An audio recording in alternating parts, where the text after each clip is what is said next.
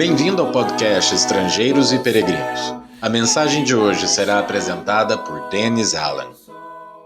Hoje vamos refletir um pouco sobre a impureza de Jesus e no final da mensagem darei a resposta à pergunta 676.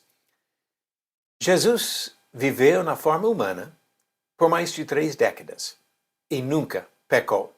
O apóstolo Pedro escreveu: "Porquanto para isto mesmo fostes chamados, pois que também Cristo sofreu em vosso lugar, deixando-vos exemplo para seguirdes os seus passos, o qual não cometeu pecado, nem dolo algum se achou em sua boca. Pois ele, quando ultrajado, não revidava com ultraje. Quando maltratado, não fazia ameaças, mas entregava-se àquele que julga retamente, carregando ele mesmo em seu corpo, sobre o madeiro, os nossos pecados, para que nós, mortos para os pecados, vivamos para a justiça. Por suas chagas fostes sarados." 1 Pedro capítulo 2, do versículo 21 ao 24. Então, se Jesus nunca cometeu pecado, como podemos falar sobre a impureza de Jesus? Lucas, um dos homens escolhidos por Deus para registrar a vida de Jesus, descreveu um ato especial de Jesus na Galileia. Diz em Lucas capítulo 5, versículos 12 e 13, "Aconteceu que, estando ele numa das cidades, veio à sua presença um homem coberto de lepra. Ao ver a Jesus, prostrando-se com o rosto em terra, suplicou-lhe: Senhor, se quiseres, podes purificar-me.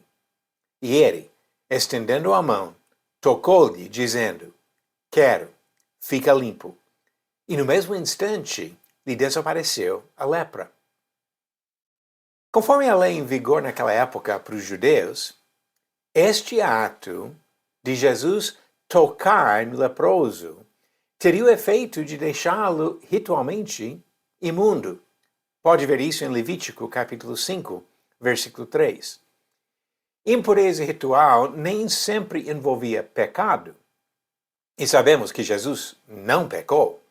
O ponto importante que a cura do leproso na Galileia mostra é que Jesus tomou sobre si a impureza dos homens para poder purificá-los. Para as multidões que acompanhavam o trabalho de Jesus nessa fase do seu ministério, foi uma ilustração viva do propósito da sua encarnação. A lepra não era pecado, mas servia para ilustrar o pecado. Jesus se compadeceu do corpo manchado por esta terrível doença e tocou neste homem para tirar seu sofrimento. Mas o foco de Jesus nunca foi apenas o sofrimento temporário e físico. Se as batalhas foram contra doenças como a lepra, a guerra foi contra o próprio pecado e seu poder de morte. Mateus comentou sobre as mesmas curas de Jesus e ligou suas obras de curas a uma profecia do Antigo Testamento, de Isaías. Mateus disse, no capítulo 8, versículos 16 e 17 do seu livro: "Chegada a tarde, trouxeram-lhe muitos endemoniados, e ele, meramente com a palavra, expeliu os espíritos e curou todos os que estavam doentes, para que se cumprisse o que fora dito por intermédio do profeta Isaías. Ele mesmo tomou as nossas enfermidades e carregou com as nossas doenças."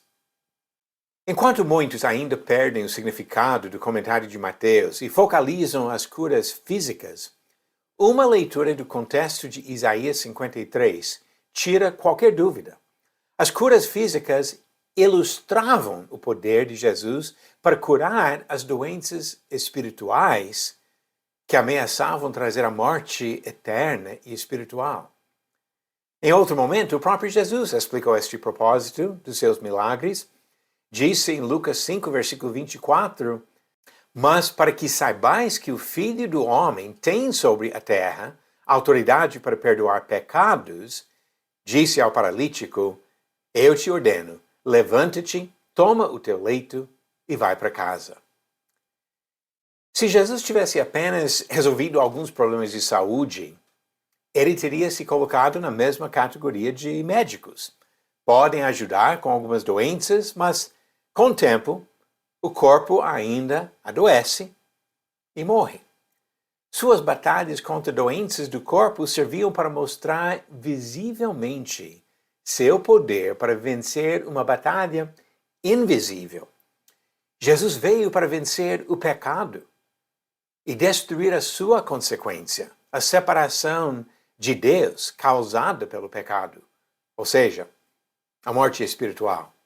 Paulo falou da vitória de Jesus sobre o pecado e a morte quando disse em 1 Coríntios 15, versículos 56 e 57, o aguilhão da morte é o pecado, e a força do pecado é a lei. Graças a Deus que nos dá a vitória por intermédio de nosso Senhor Jesus Cristo. Não foi apenas sobre curas de lepra e paralisia que Pedro falou, mas sobre esta vitória de Jesus sobre o pecado e a morte, quando ele disse em 1 Pedro 2, versículo 24, carregando ele mesmo em seu corpo, sobre o madeiro, os nossos pecados, para que nós, mortos para os pecados, vivamos para a justiça. Por suas chagas fostes sarados. Jesus Cristo veio ao mundo, assumiu a forma de homem, sofreu junto com suas criaturas e tocou nas pessoas que sofriam.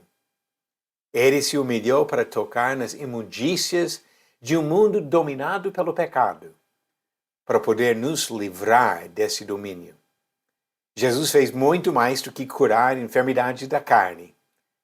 Ele se tornou o autor da salvação eterna para todos os que lhe obedecem, conforme diz Hebreus capítulo 5, versículo 9.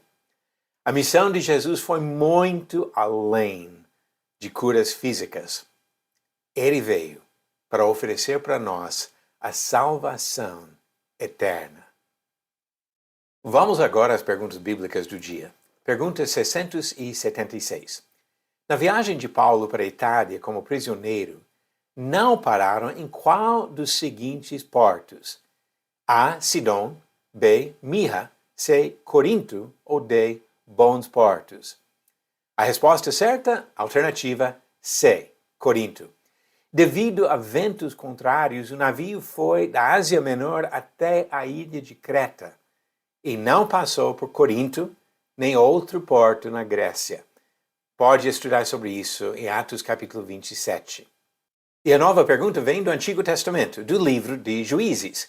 Qual filho de Gideão ou Jerubaal foi proclamado rei por seus parentes? Alternativas: A. Abimeleque, B. Sansão, C. Otniel ou D. Sangai. A resposta no final do próximo episódio. Jesus veio ao mundo e curou muitas pessoas das suas doenças, mas o propósito principal era muito maior do que isso. Ele veio para nos salvar dos nossos pecados. Obrigado por nos acompanhar nessa jornada pelas Escrituras. Volte amanhã para ouvir mais uma mensagem do podcast Estrangeiros e Peregrinos. Seguimos pelo mundo a viajar.